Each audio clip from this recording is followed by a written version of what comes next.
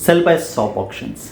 ये option RBI 8 मार्च को कैरी आउट करने वाला है और इस वीडियो में हम ये जानेंगे कि ये सेल बाय स्वैप ऑप्शंस होते क्या हैं और वीडियो के एंड में मैं ये भी बताऊंगा कि वो कौन से कारण हैं जिसके कारण मुझे लगता है कि मार्च एंडिंग में एक लिक्विडिटी क्रंच बैंकिंग सिस्टम में आ सकता है और इसके कारण आरबीआई को variable rate repo options carry out करने पड़ेंगे। तो बने रहिए मेरे साथ। मैं हूं आशीष पवार और आप देख रहे हैं मेरे YouTube channel economy and finance.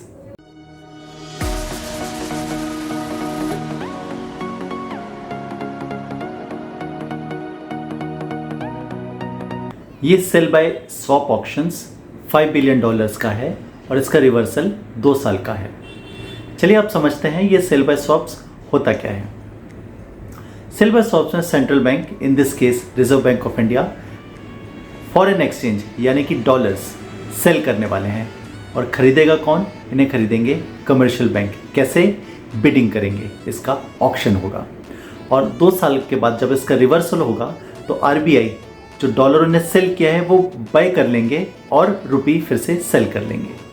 अगर मैं इसको आसान शब्दों में आपको समझाने की कोशिश करूं तो जब भी सेल बाय स्वैप की बात हम करेंगे तो जो उसका फर्स्ट वर्ड है सेल, हम उसको पकड़ लेंगे और इसमें हमेशा ध्यान रखिए कि सेल कौन करेगा? पहला आरबीआई करेगा हमेशा, रिजर्व बैंक, एंड सेकेंडली कौन सी करेंसी होगी? फॉरेन करेंसी होगी।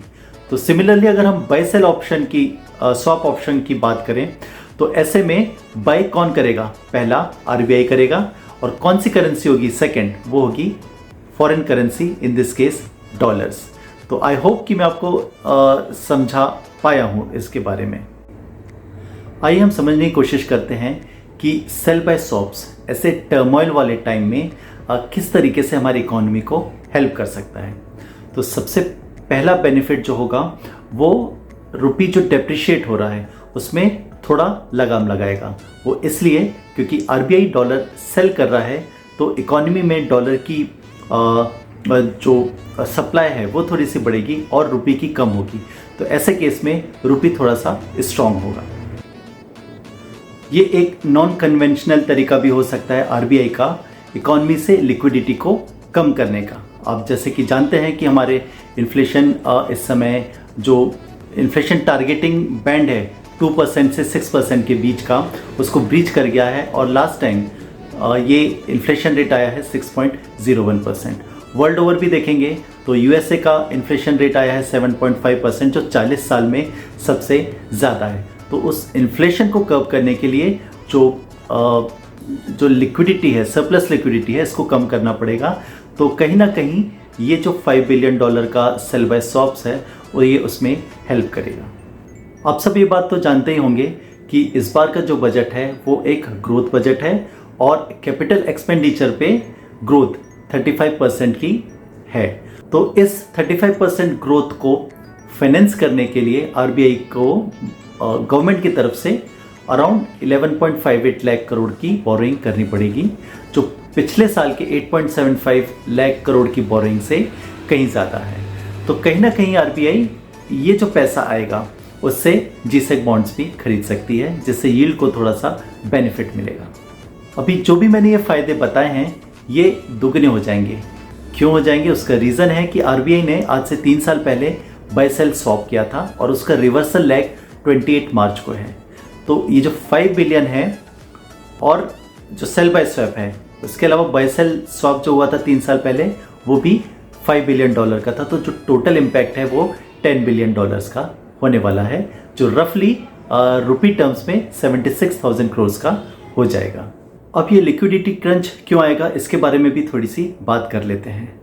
सेल बाय स्वैप ऑक्शन और बाय सेल स्वैप ऑक्शन का मैच्योरिटी ये टोटल मिलकर होता है 76,000 करोड़।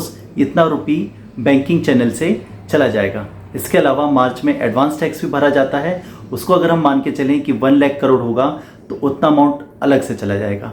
इसके अलावा टी बिल के ऑक्शंस होने वाले हैं जो रिवाइज्ड कैलेंडर के हिसाब से 1,86,000 करोड़ के टोटल ऑक्शन होंगे।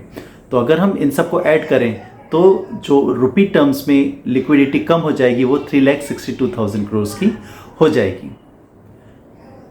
हम एक्सपेक्ट कर रहे थे कि LIC IPO शायद मार्च में ही हो जाएगा, लेकिन अभी कुछ ऐसी बात चल रही है कि वो डेफर कर दिया जाएगा नेक्स्ट फिस्कल के लिए। तो इन केस ऐसा होता है तो जो बाहर से डॉलर्स आने वाले थे, जो यहाँ पे रुपी टर्म्स में लगने वाले थे, तो वो इनफ्लो नहीं होगा। तो कहीं ना कहीं एक रुपी के लिक्विडिटी क्रंच इकॉनमी में और बैंकिंग चैनल में आने वाला है, और इसको RBI variable rate repo auctions के थ्रू ये लिक्विडिटी क्रंच जो है वो दूर करेगा। आई होप कि आपको मेरा ये वीडियो पसंद आया होगा।